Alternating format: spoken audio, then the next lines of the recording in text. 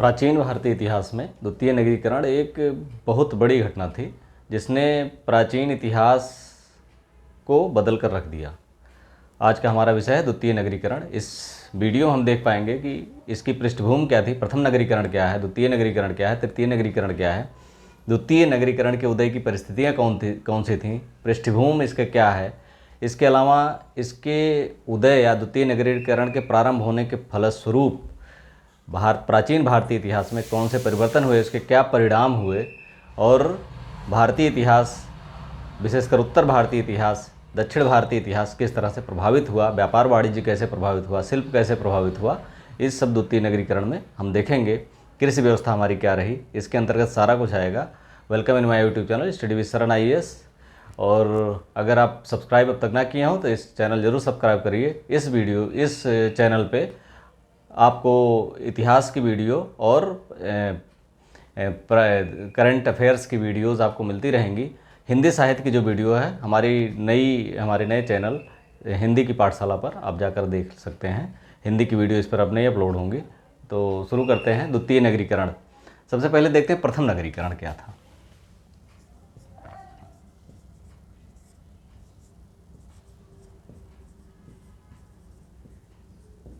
प्रथम नगरीकरण, आप जो लोग प्राचीन इतिहास पढ़े होंगे, जब शुरुआत करते हैं तो सिंधु घाटी सभ्यता शुरुआत करते हैं। और हम जानते हैं कि सिंधु घाटी सभ्यता एक कैसी सभ्यता थी। सिंधु घाटी सभ्यता एक नगरीय सभ्यता थी।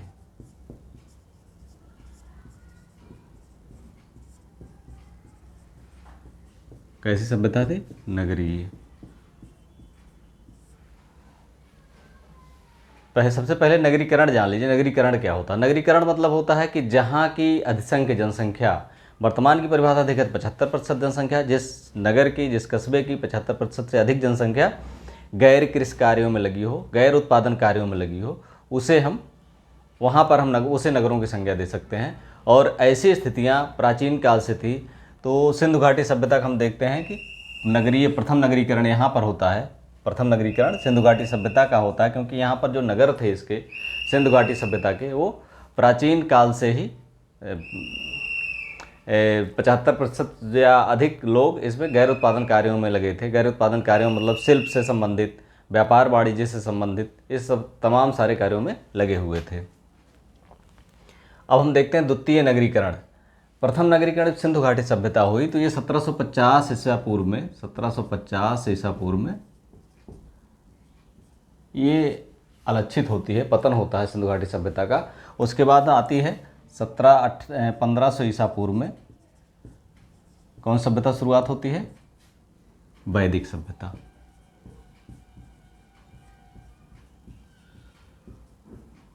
तो इसमें भी दो हैं, ऋग वैदिक सभ्यता, सब लोग जानते हैं, ऋग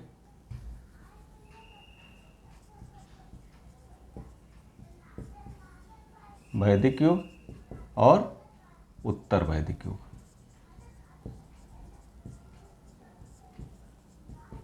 अब देखिए यहाँ पर सिंधु घाटी सभ्यता से वैदिक सभ्यता में क्या अंतर है? यहाँ नगरीय थी, ये काबाइली है, काबाइली या ग्रामीण।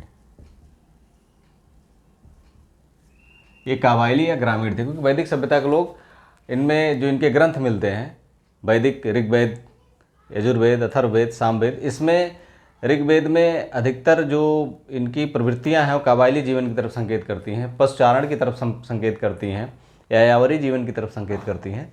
तो यहाँ पर नगरों का कोई मतलब ही नहीं है, क्योंकि ये अस्थाई कृषि थी नहीं, तो कृषि नहीं है तो अस्थाई जीवन नहीं है, अस्थाई जीवन नहीं है तो नगरीकरण का कोई प्रश्न ही नहीं उठता है। तो इसलिए ये फेज 1500 ईसा पूर्व से जो फेज शुरू होता है, 1750 में ये सिंधु घाटी सभ्यता जाती है, इसके बाद जो फेज शुरू होता है ये ख़त्म होता है उत्तर वैदिक काल में, ये करीब करीब 500 ईसा पूर्व में। लेकिन यहाँ पर कुछ परिवर्तन होते हैं। ऋग वैदिक युग में जहाँ टोटली एक काबाइली जीवन था, लेकिन उत्तर वैदिक युग तक आते आते, क्योंकि उत्तर वैदिक ग्रंथों में हमें लोहे के साक्ष्य मिलते हैं।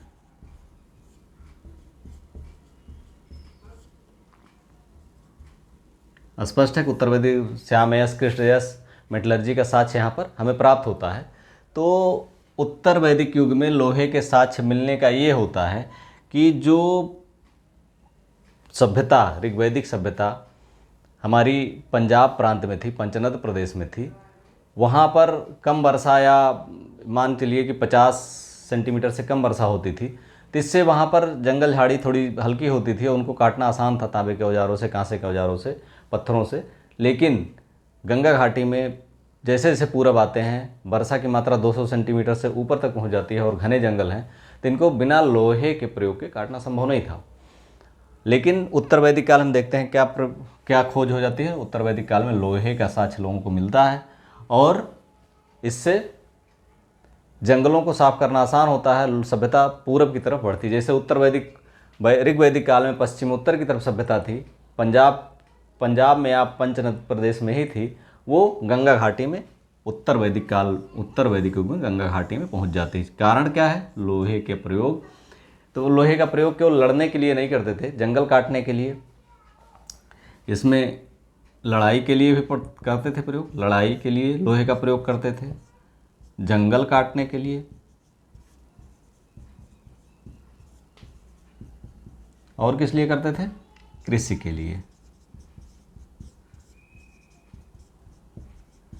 अब कल्पना करिए, अगर कृषि में बहुत गहरी जुताई ना हो तो उत्पादन कैसा होगा?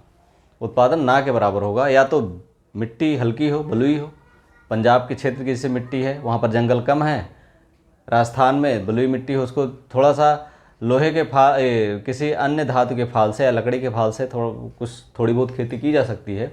लेकिन जो गंगा घाटी की ज़मीन है वो दोमट है, डेंस है और जंगलों से आच्छादित है, घास से आच्छादित है।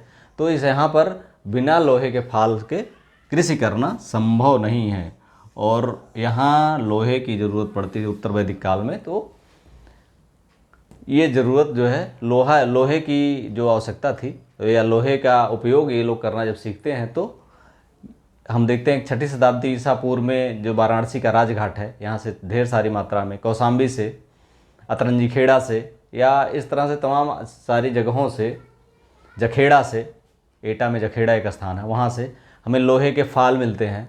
उन फाल से कृषि करना, फाल, कुदाल, दराती, ये सब चीज़ें मिलती हैं, बाड़ाग्र, इन सब चीज़ों से कृषि करना आसान हो जाता है। और कृषि मूलक जो यहाँ पर काबाइली सभ्यता थी, काबाइली और ग्रामीण सभ्यता थी, अब जो है उत्तर वैदिक काल में यहाँ पर आते आते एक कृषि मूलक व्यवस्था की तरफ अग्रसर होती है। कारण कि काबाइली जीवन में आज यहाँ पर जीवन की अनिश्चितता थी। जीवन की अनिश्चितता के साथ ही जीवन स्तर आप बहुत ऊंचा नहीं कर सकते थे, क्योंकि लगातार अपने पशुधन को लेकर के, अपने पूरे परिवार को लेकर के मोबिलिटी बनी रहती थी। तो अस्थायी संपत्ति का संग्रहण नहीं हो सकता था और संग्रहण ना होने से जो जीवन था वो उसमें उन्नति नहीं हो सकती थी। लेकिन जब ये कृषि मूलक अर्थव्यवस्था आई तो जीवन में स्थायित्व आया। जो हम काबाइली जीवन में नेक्स्ट, कल हमें कहाँ रहना है, कल हमें खाने को मिलेगा कि नहीं मिलेगा, इन सब चीज़ों से एक श्योरिटी मिली, एक सुरक्षा मिली कृषि व्यवस्था से। क्योंकि कृषि एक अस्थायी थी और लेकिन कृषि को लेकर के कहीं जा नहीं सकते थे और एक अस्थायी जीवन की परंपरा का शुरुआत 6ठी शताब्दी ईसा पूर्व के पूर्व या 7वीं शताब्दी ईसा पूर्व में जब ये कृषि के औजार मिलते हैं, 6ठी शताब्दी ईसा पूर्व में ही मिलने लगते हैं, तो कृषि मूलक अर्थव्यवस्था का उदय होता है। और कृषि मूलक अर्थव्यवस्था के उदय के साथ ही हम आगे देखते हैं कि द्वितीय नगरीकरण में इस परिवर्तन का क्या प्रभाव पड़ा, इन परिवर्तनों ने कैसे द्वितीय नगरीकरण को जन्म दिया और उसके साथ ही उत्तर भारत में किन नई और परिस्थितियों का जन्म हुआ, सामाजिक परिवर्तन हुए, इसको हम देखते हैं। तो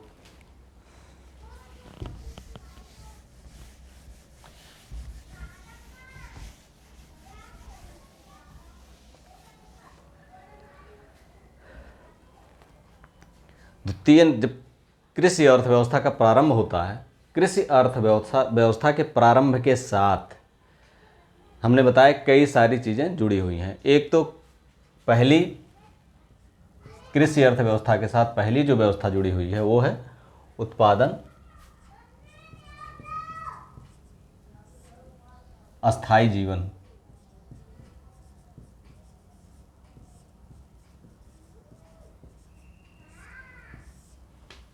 जब जीवन अस्थाई हुआ और कृषि हुई तो जो कबायली लोग थे वो एक स्थानों पर बसना प्रारंभ किए। बसने से ये होगा कि जो महाजनपदों का 6ठी शताब्दी ईसा पूर्व जहाँ जनपदों का उदय देखते हैं वो इसी अस्थाई जीवन का परिणाम था।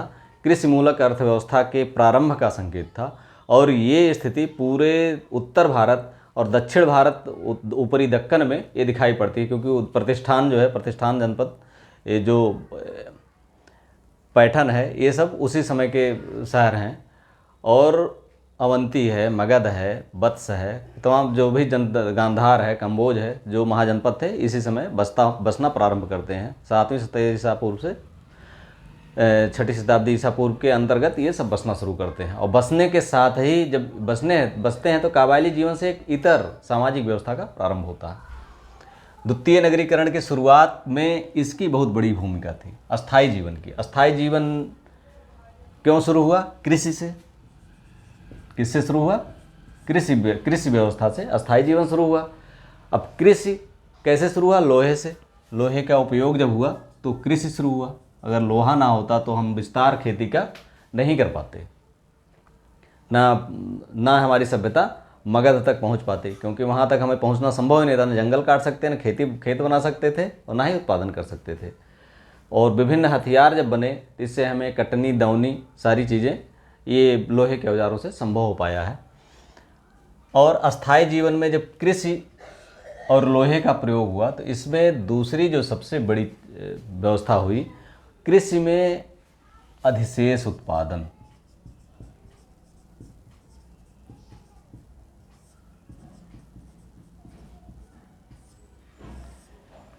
ये अधिशेष उत्पादन व्यक्ति जब खेती करता है, उन्नत कृषि, इस समय जब लोग थोड़ी तकनीक सीख गए तो उन्नत कृषि होने लगी। तो उन्नत कृषि से अधिशेष उत्पादन जो हुआ, उस अधिशेष उत्पादन ने एक व्यापक क्रांति का सूत्रपात किया। व्यापक क्रांति का सूत्रपात कैसे किया? इस अधिशेष उत्पादन को जो कृषक था जिसने उत्पादन किया था, उस उत्पादन को, इस अधिशेष उत्पादन का उसे मूल्य चाहिए था। उस मूल्य को प्राप्त करने के लिए उसने प्रयास किया और प्रयास के फलस्वरूप एक बड़ी वर्ग का उदय हुआ। जो पहले से ही व्यापार वाणिज्य करते थे वो अपनी भूमिका अब बदल लिए। जो पढ़ी रहे होंगे या पशु व्यापार करते रहे होंगे, उन्होंने अपनी भूमिका बदला। अब और अनाज का व्यापार या अधिशेष जो उत्पादन था, कृषि का अधिशेष उत्पादन था, उसका व्यापार इन लोगों ने प्रारंभ किया। और अस्थाई जीवन के फलस्वरूप, जो अस्थाई जीवन था उसके फलस्वरूप एक जो मोनार्की थी या एक राजत्व वाली व्यवस्था थी वो शुरू हो गई।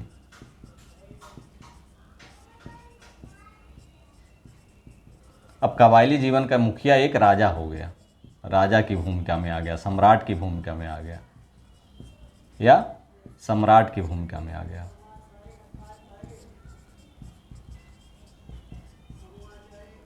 कन्फर्म है? जो राजत्व की व्यवस्था हुई, क्योंकि यहाँ अधिशेष उत्पादन था, ये इसी अधिशेष से कर दे सकता था।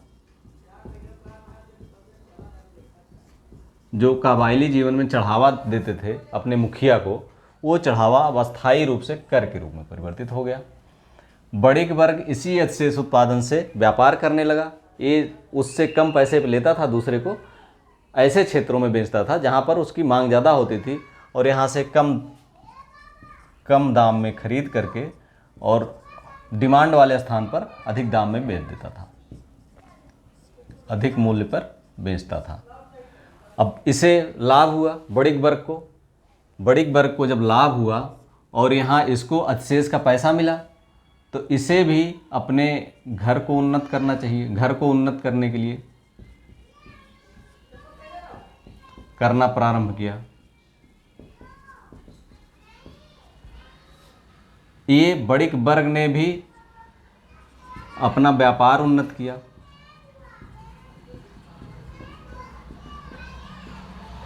ठीक, इन दोनों ने, बणिक वर्ग ने अपना व्यापार उन्नत किया। इसके अलावा जब घर उन्नत किया तो घर उन्नत करने के लिए क्या चाहिए? इसके लिए राजगीर चाहिए। आप जब घर बनवाएं क्या चाहिए? राजगीर चाहिए, बढ़ई की जरूरत होगी, बढ़ई चाहिए, कुम्हारी का, क्योंकि उसकी भी ज़रूरत यहाँ पड़ती है। इसके अलावा तमाम सारे शिल्प, अगर हमारे पास शेष है तो हमें कपड़ा अच्छा चाहिए, कपड़ा, यज्ञ, ये सब चीज़ें यहाँ पर अपने आप आ गई। और इन शिल्पों का प्रारंभ लुहार, क्योंकि जो कृषि के हथियार हैं, कृषि के हथियार और कृषि के औजार और युद्ध के हथियार, ये दोनों बनाने के लिए लुहार की ज़रूरत थी। तो इस शिल्प में उन्नति हुई और इन सब के पास आय आनी शुरू हो गई। किसके किसके पास? यहाँ तो कृषक के पास, कृषक के पास जो अतिशेष उत्पादन करता था, बणिक के पास जो व्यापार करता था, राजगीर, बढ़ई, कुम्हारी, कपड़ा व्यापारी, यज्ञकर्ता और लोहार। यानी इसमें हम कह सकते हैं पूरा शिल्पकार, इनके जीवन में उन्नति आई। इसके पहले इनके जीवन में ये उन्नति नहीं थी जो 7वीं से 6वीं शताब्दी ईसा पूर्व में आई। अब व्यापार वाणिज्य का जो सबसे बड़ा ज़रूरत पड़ी, सबसे ज़्यादा ज़रूरत पड़ी, वो विनिमय को त्यागना। पहले गायों के द्वारा विनिमय कर लेते थे, वस्तुओं का गायों से विनिमय होता था। हमने वस्तु ली, एक गाय दे दी, दो गाय दे दी, हमें चावल चाहिए, हमने एक गाय दे दी, 1 कुंटल चावल ले लिया। इस तरह से विनिमय होता था। लेकिन विनिमय के द्वारा अब व्यापार वाणिज्य चलाना मुश्किल था। तो जो बणिक वर्ग था एक व्यापक क्षेत्र में पूरे उत्तर भारत में फैला और इन्होंने अपनी श्रेणियाँ बनाई। हम सुने होंगे कि अनाथपिंडक कहाँ का महाश्रेष्ठी था? श्रावस्ती का। घोषिताराम बिहार बनवाने वाला जो कौशाम्बी का महाश्रेष्ठी था, घोषित, वो भी महाश्रेष्ठी था कौशाम्बी का। तो एक श्रेणियाँ बनी, इसी दौरान ये श्रेणियाँ बनी। ये छोटी छोटी श्रेणियाँ बाद में नगरों का अस्तित्व आने के बाद ये बड़ी श्रेणियाँ, और इनके मुखिया जो होते थे वो महाश्रेष्ठी कहलाते थे। व्यापार वाणिज्य जो होता था वो लगातार एक नगर से दूसरे नगर या एक जगह से दूसरी जगह लोग जाते रहते थे। तो इससे 500-500 गाड़ियाँ, 1,000 जहाँ तक कथाओं में उल्लेख मिलता है कि 1,000 गाड़ियों के साथ लोग जाते थे। बुद्ध को भी कोई जो है इस तरह सार्थवाह मिला था, तो इनको सार्थवाह कहते थे, जो कारवां का मुखिया होता था। बुद्ध को एक सार्थवाह मिला था जो 500 गाड़ियों के साथ सीरा लेकर के, चीनी का सीरा लेकर के वो जा रहा था अपने मटकों में भर भर के। तो इस तरह से ये व्यापार वाणिज्य का, अब इससे जो उन्नति हुई इन सब में कई परिवर्तन आए। जैसे शिल्पकार, बणिक वर्ग, ये तो इन लोगों को रहने के लिए अच्छा घर चाहिए और एक संकेंद्रण व्यवस्था चाहिए जहाँ पर ये अपना व्यापार वाणिज्य संकेंद्रित रूप से कर सकें। और यही कारण है कि इस संकेंद्रण के फलस्वरूप नगरों का उदय हुआ। और नगर जो है, उस समय के जो नगर बने,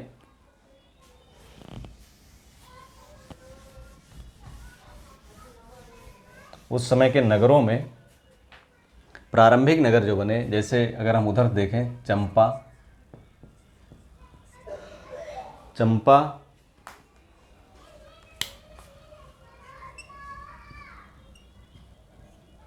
राजगीर, वाराणसी,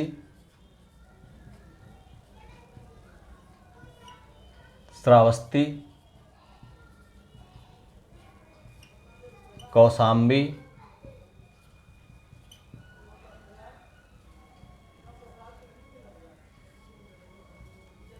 मथुरा, पैठन,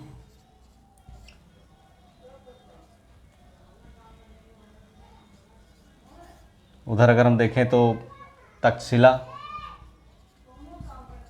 हस्तिनापुर,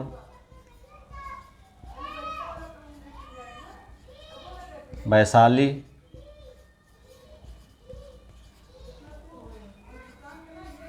इस तरह से तमाम सारे नगरों का, कुल लगभग 60 से अधिक नगरों का पूरा दक्षिण भारत कावेरी घाटी से लेकर के उत्तर में तक्षशिला के बीच में लगभग 60-70 नगरों का विकास हुआ, ऐसा विवरण मिलता है। लेकिन महत्वपूर्ण नगर ये बने। अब इन नगरों को जोड़ने के लिए, जैसे यही नहीं, ये व्यापार जो है अब जो 6ठी शताब्दी ईसा पूर्व में शुरू हुआ था, ये बंदरगाहों का उपयोग, ताम्रलिप्ति का उपयोग करते थे जो आसपास के द्वीपों में जाने के लिए। इसके अलावा भृगुकच्छ, सोपारा, इन बंदरगाहों का उपयोग करते थे पश्चिमी उत्तर प्रदेश में, पश्चिमी भारत में।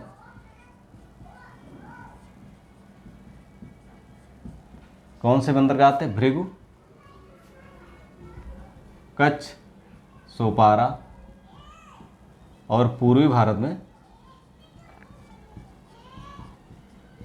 ये है ताम्रलिप्ति।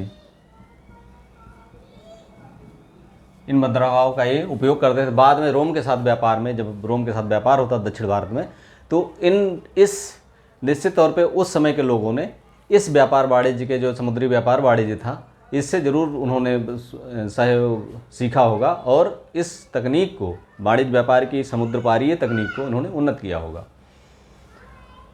इन नगरों में जो इन नगरों में जो संकेंद्रण होता है, इससे इन नगरों में बड़िक वर्ग आके बसता है। बड़िक वर्ग, शिल्पकार, इस तरह से शिल्पकारों में सारे वर्ग के लोग, इनका अलग अलग अपनी बस्तियां होती थी, इसमें ये लोग बसते थे और इनका एक मुखिया होता था, महाश्रेष्ठी हमने बताया कहते थे। इन लोगों ने अपने सिक्के चलाए। क्या चलाए? सिक्के। जो व्यापारिक मुखिया होते थे, व्यापारिक वर्ग, श्रेणी संघ होते थे, इन्होंने अपने सिक्के चलाए। सिक्के चलाने से सबसे बड़ा फायदा हुआ कि जो विनिमय था, विनिमय का माध्यम,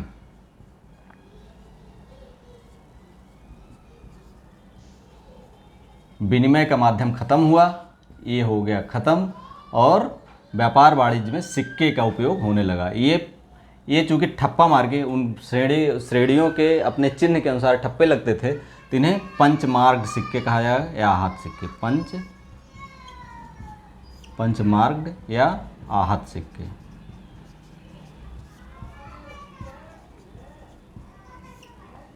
इससे और तेजी आई व्यापार वाणिज्य में, और व्यापार वाणिज्य में तेजी आने से इन नगरों को पोषण मिला। पोषण मिलने से व्यापार वाणिज्य की उन्नति हुई, और एक दूसरे से, जैसे श्रावस्ती से भृगुकच्छ, सोपारा तक जाने का मार्ग बना, श्रावस्ती से राजगृह तक जाने का, राजगीर तक जाने का मार्ग बना, श्रावस्ती से तक्षशिला जाने का मार्ग बना। इस तरह से मार्गों के निर्माण या मार्गों के सुदृढ़ीकरण की काम हुआ, और एक जो कनेक्टिविटी थी, एक भारत के निर्माण की जो कनेक्टिविटी, या कह सकते हैं कि एक भौगोलिक क्षेत्र के जो निर्माण, उसमें भारत की संकल्पना एक देश के रूप में नहीं थी, लेकिन एक ऐसी भौगोलिक इकाई थी जिसको जो है एक सूत्र में बांधने का कार्य इन मार्गों ने किया। और व्यापारी तक्षशिला से होते हुए यहाँ आते थे, और वहाँ पर जो चीन, रोम, पश्चिमी एशिया से व्यापार होता था, उसका भी लाभ ये व्यापारी ला करके अंदर, भारत के अंदर के भागों में देते थे। इसका भी नगरीकरण को, द्वितीय नगरीकरण के उत्थान में ये बहुत महत्वपूर्ण भूमिका निभाई। इसके अलावा और नगरीकरण के परिणाम स्वरूप जो अन्य घटनाएं हुई, उसमें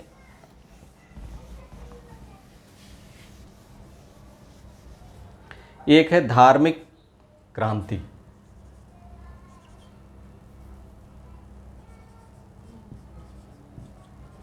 धार्मिक क्रांति 6ठी शताब्दी ईसा पूर्व में जाते 62 संप्रदाय ज्ञात हैं, जिसमें 2 महत्वपूर्ण हैं। कौन कौन से?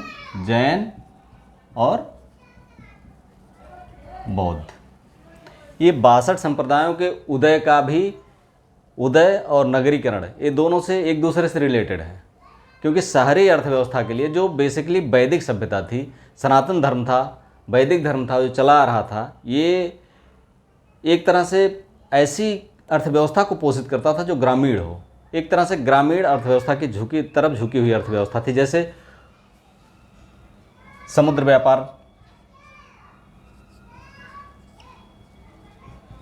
व्यापार का वैदिक जो वो थे, वैदिक धर्म था, उसमें जो है समुद्र व्यापार का निषेध था। समुद्र व्यापार का निषेध था। ये व्यापारिक मार्गों में उन्नत, सूद पर ब्याज लेने की तरफ सूद पर ब्याज पाप था। पशुबल का बहुत प्रचलन था।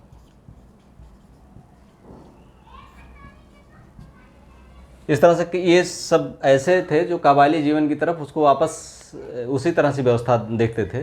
तो पशुबलि का बहुत प्रचलन होने से पशुओं का अंधाधुंध संकेंद्रण, बलि व्यवस्था मतलब यह है कि युद्ध की तरफ प्रेरित करती थी, हिंसा की तरफ प्रेरित करती थी।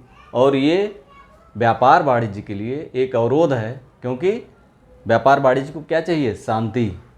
इन धर्मों ने, विशेषकर बौद्ध धर्म ने, सूद को पाप नहीं माना, अहिंसा का संदेश दिया।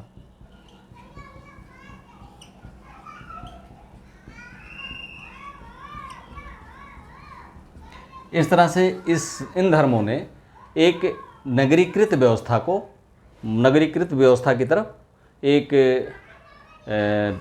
नगरीकृत व्यवस्था को पोषित करने वाले धर्म के रूप में अपने आप को स्थापित किया। और यहाँ पर जो सबसे बड़ी व्यवस्था थी जाति व्यवस्था। जाति अब जो है जन्म आधारित हो गई थी। जो ऋग्वैदिक काल में कर्म आधारित थी, ये क्या हो गया? जन्म आधारित।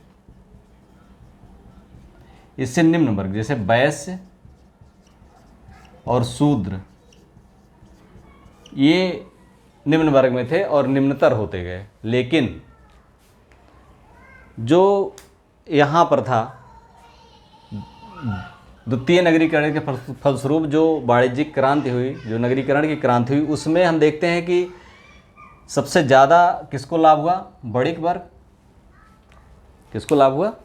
बणिक वर्ग और शिल्पकार। किसको लाभ हुआ? बणिक वर्ग या बणिक या वैश्य और शिल्पकार। लेकिन ये निम्न वर्ग के वैदिक धर्म में कौन से माने गए? निम्न वर्ग के माने गए। अब निम्न वर्ग का माने जाने से लेकिन इनकी आर्थिक स्थिति अच्छी हुई। जो निम्न वर्ग या करदाता वर्ग था, उस वर्ग की आर्थिक स्थिति अच्छी हुई, लेकिन धार्मिक रूप से वो निम्न थे। धार्मिक रूप से वो निम्न थे। इनको अपनी जो सामाजिक प्रतिष्ठा थी, इसे बढ़ानी थी। वैश्य वर्ग को, शूद्र वर्ग को, इन व्यापार वाणिज्य के फलस्वरूप, शिल्पकारी के फलस्वरूप इनको जो लाभ हुआ, उसके संपन्नता आई, उसको उनको बढ़ानी थी। और यहाँ पर इन लोगों ने जाति व्यवस्था को नकारा और सबको समान अवसर दिया, सबको समान माना। लोग इसलिए विशेषकर बौद्ध धर्म की तरफ, क्योंकि जैन धर्म सीधा ब्राह्मण धर्म से स्वयं को पूरी तरह अलग नहीं कर पाया, लेकिन बौद्ध धर्म ने सीधे सीधे नकारा और अधिकतर लोग बौद्ध धर्म की तरफ बहुत तेज़ी से जुड़े। तो ये व्यवस्था जो थी, ये जुड़ने से एक सामाजिक क्रांति जो आई, वो धार्मिक क्रांति थी। धार्मिक क्रांति ने एक नई व्यवस्था को जन्म दिया और एक धर्म, एक बौद्ध धर्म जैन धर्म के रूप में, एक व्यापक धर्म, एक बौद्ध धर्म के रूप में विश्व धर्म की उत्पत्ति में इस नगरीकरण की निश्चित तौर पर भूमिका थी। ये कहना मुश्किल है कि नगरीकरण ने बौद्ध धर्म को जन्म दिया है, बौद्ध धर्म ने या धर्मों ने, धार्मिक संप्रदायों ने नगरीकरण को जन्म दिया, लेकिन एक दूसरे से निश्चित तौर पे दोनों रिलेटेड है। दोनों घटनाएं समान रूप से घटित हुई और एक दूसरे से प्रभावित करती हुई आगे बढ़ती हैं। अगली जो सबसे ज़्यादा नुकसान हुआ, पशुबलि का बहुत प्रचलन था इसमें वैदिक धर्म में। और लेकिन कृषि के लिए, किसानों के लिए पशुओं की बहुत आवश्यकता थी, क्योंकि कृषि के लिए उस समय इस तरह से ट्रैक्टर तो था नहीं कि जुताई कर दे, हार्वेस्टर नहीं थे जो दवाई कर दे।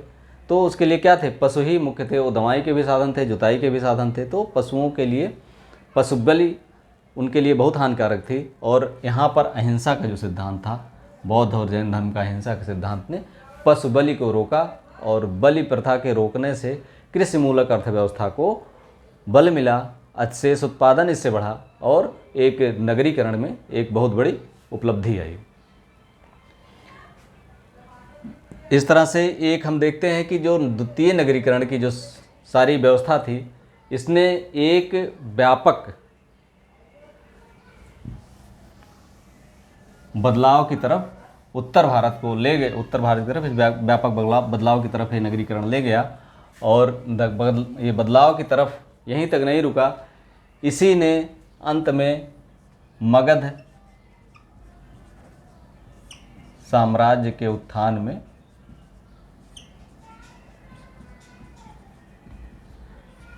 इसी ने बहुत महत्वपूर्ण भूमिका निभाई, क्योंकि मगध के पास जो राजगीर उसकी राजधानी थी प्रारंभिक, पास ही लोहे की खानें थी, वहाँ से उन्हें लोहा प्राप्त हुआ, जिससे औजार, कृषि औजार और युद्ध हथियार दोनों बनाए इन्होंने। और गंगा घाटी के अतिशेष उत्पादन पर, इन दोनों की सहायता से गंगा घाटी के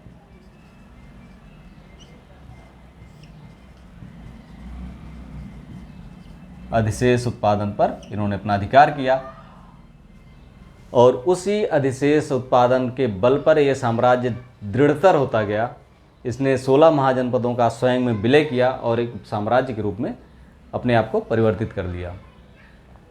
तो द्वितीय नगरीकरण की बहुत बड़ी भूमिका थी उत्तर भारत में, प्राचीन भारत में एक नए क्रांति की शुरुआत की, एक नए भारत के निर्माण की, एक नई व्यवस्था के निर्माण की। तो नेक्स्ट वीडियो में हम देखेंगे कि इसके धार्मिक उदय हुआ, उन धर्मों में कौन कौन से विषय, बौद्ध और जैन धर्म की विशेष अध्ययन किया जाएगा। इसके अलावा मगध का उत्कर्ष कैसे होता है। तो अगली जो वीडियो है मगध के उत्कर्ष से संबंधित होगी। मगध का उत्कर्ष कैसे हुआ, इससे संबंधित सभी महत्वपूर्ण जो स्रोत हैं, प्रारंभिक शासक हैं, इसके बारे में उस क्लास में डिस्कशन किया जाएगा। वीडियो आपको अच्छा लगा हो तो like, subscribe and share. Thank you for watching.